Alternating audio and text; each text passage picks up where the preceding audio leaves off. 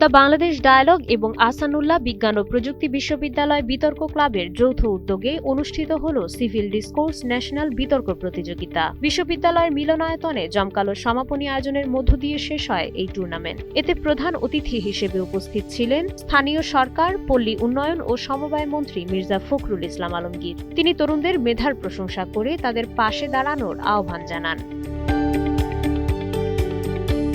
গত 24 জুলাই শুরু হওয়া এই প্রতিযোগিতায় স্কুল কলেজের 46টি এবং বিশ্ববিদ্যালয়ের 36টি দল অংশ নেয়। প্রতিযোগিতায় স্কুল পর্যায়ে মণিপুর হাই স্কুল, কলেজ পর্যায়ে আদমজী ক্যান্টনমেন্ট কলেজ এবং বিশ্ববিদ্যালয় পর্যায়ে ঢাকা বিশ্ববিদ্যালয় IBA চ্যাম্পিয়ন হওয়ার গৌরব অর্জন করে। অনুষ্ঠানের সভাপতি দ্য বাংলাদেশ ডায়ালগ ফাউন্ডেশনের প্রেসিডেন্ট রুবায়েত মান্নান রাফি এবং বিশেষ বক্তা হিসেবে উপাচার্য প্রফেসর ডক্টর আশরাফুল হক বিজয়ীদের হাতে পুরস্কার তুলে দেন। বিতর্কের পাশাপাশি সকালে দ্য বাংলাদেশ ডায়ালগ তাদের নতুন পরিবেশ বিষয়ক সংগঠন ক্লাইমার উদ্বোধন করে। দিন শেষে সাংস্কৃতিক সংগঠন কর্টসের পরিবেশনায় অলমোস্ট ফ্রাইডে কনসার্টের সুরের মূর্ছনায় শেষ হয় পুরো আয়োজন। ডেস্ক রিপোর্ট, সময়ের আলো।